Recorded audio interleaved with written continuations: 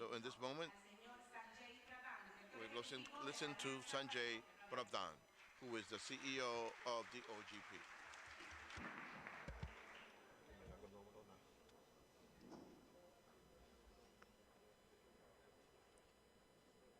Mr. President, Excellencies, friends.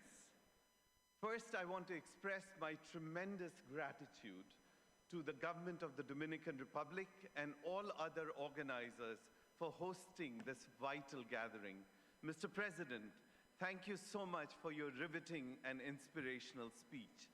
We see the Dominican Republic as one of the bright spots globally for democracy and openness, and your speech and your leadership is testimony to that. To the America's open government community, it is so wonderful to be here with all of you in person after the long hiatus imposed by the pandemic. It's wonderful to see all of you.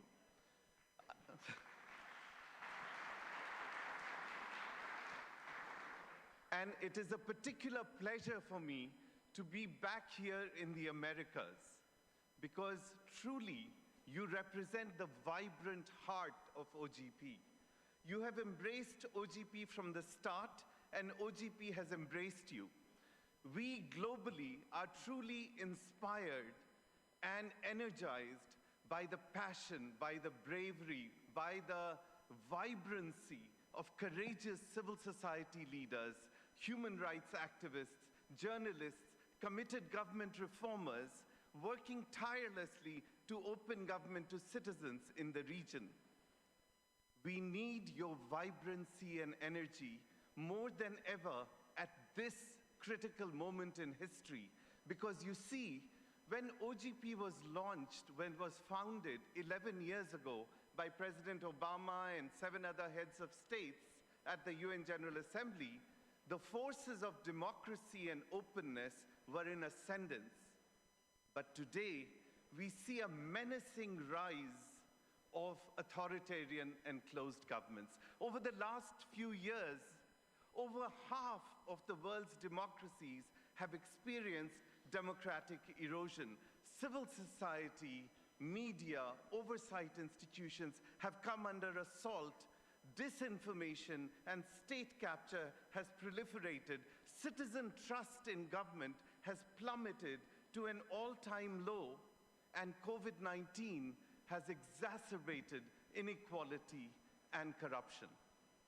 But it is not all gloom and doom. Over this same period, OGP has grown as a major global platform with 77 countries, over 100 local governments, and thousands of civil society organizations. If we work together, we can strengthen and leverage this global platform to tackle these challenges. And I say this because last year's decade report of OGP showed that the OGP model works. When government co-creates with civil society, as you've done in Dominican Republic and many other countries in this table, the actions, the reforms are more ambitious and the results are stronger. Over the last decade, the independent reporting mechanism has assessed that hundreds of ambitious open government reforms have made governments significantly more transparent, participatory, and accountable, thereby empowering citizens to shape and oversee their government every day, not just once in a few years when they cast their vote. We call it democracy beyond the ballot box. But you know, the candid reality is also that these innovative reforms that together with you we have done in the last 11 years are really just too few and far between to address the scale of the challenge. We must scale up these reforms to credibly change the culture of government. And this is why I'm so enthusiastic to be here in the Americas, because in the Americas we have 18 historically strong national members, and almost half of our local members are from the Americas. The region has been a strong performer in OGP. Your commitments are more ambitious, 51% ambitious in the Americas versus 40% globally, and the results are more stronger because you have 30% stronger results in the Americas versus 18% globally. So I'm here to call upon the Americas community to leverage these strengths of yours to advance open government reforms that can tackle 5 central societal challenges we see today. The first challenge, let us credibly combat corruption. You see, globally, governments spend a staggering $13 trillion through public procurement contracts. But guess what? Only 3% are published openly. During the pandemic, governments mobilized massive COVID-19 stimulus packages worth 4.1% of GDP in Latin America. But at the same time, when so much money moved so fast, corruption scandals also proliferated. As against this, in Colombia, reformers and activists leveraged OGP to disclose COVID-19 stimulus spending as open data and empowered citizen auditors. This was a term that the president used. Citizen auditors on a mobile app to follow the money and report problems to the government. More broadly, 70 OGP governments have committed to open procurement contracts. Another 30 OGP governments have committed to ending anonymous companies, and several OGP governments are pursuing open budgets, as we heard from the president on the Dominican Republic. Let us build on this momentum. Let us advance this so open budgets, open contracts, open company ownership become the new norms, so the exceptions, the closed governments, have nowhere left to hide. The second priority, let us tackle plummeting citizen trust in government. OECD data shows that only a minority of citizens feel they can shape policies that they care about. In contrast, in Buenos Aires, Argentina, OGP reformers are making available information on policies that respond to the needs of LGBTQIA. In Austin, Texas, in the Americas, the homeless are shaping services that they need. So let us together scale up these commitments that amplify the voices of citizens, including the marginalized groups, on policies and services that touch their lives, especially at the local level.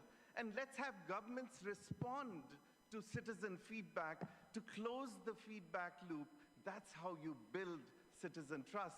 And in doing this, let us seriously listen and respond to the frustrations and concerns of the broad citizenry. It is their anger that authoritarian populists are stoking to rise to power. The third priority, let us address gender inequality. You know, the Americas is the most dangerous region in the world for women suffering as victims of intentional homicide, and millions are faced by the legal system.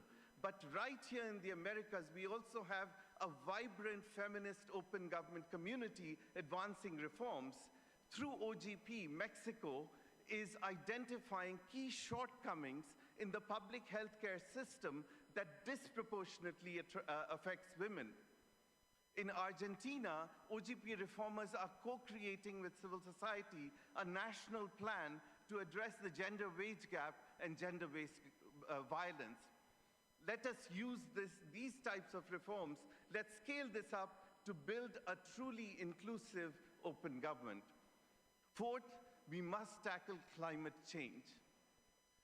The Americas is going to be projected to be one of the most impacted regions in terms of extreme weather events.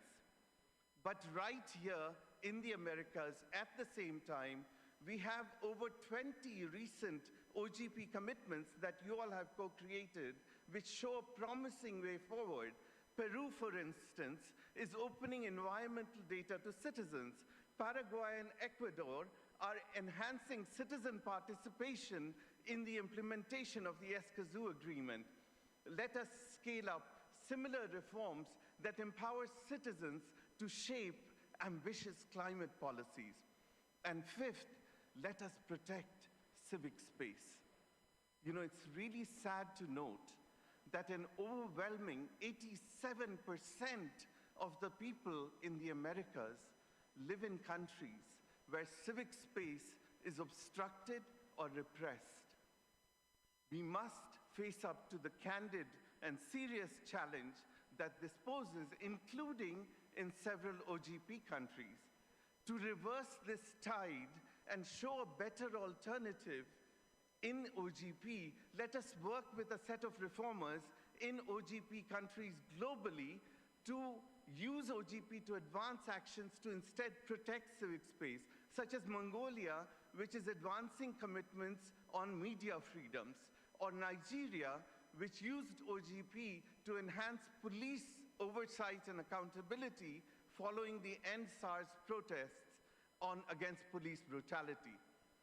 To advance this ambitious agenda, we need to forge stronger and broader coalitions within and outside the region, inside OGP and outside, so that we can scale up these open government reforms and forge a countervailing force against the rise of authoritarianism and closed governments. For this, we in OGP must reinvigorate and build a stronger esprit de corps in our community, right here in the Americas, in the European OGP community, where I go in 2 weeks, in the OGP Africa and Middle East community, where I go 2 weeks later.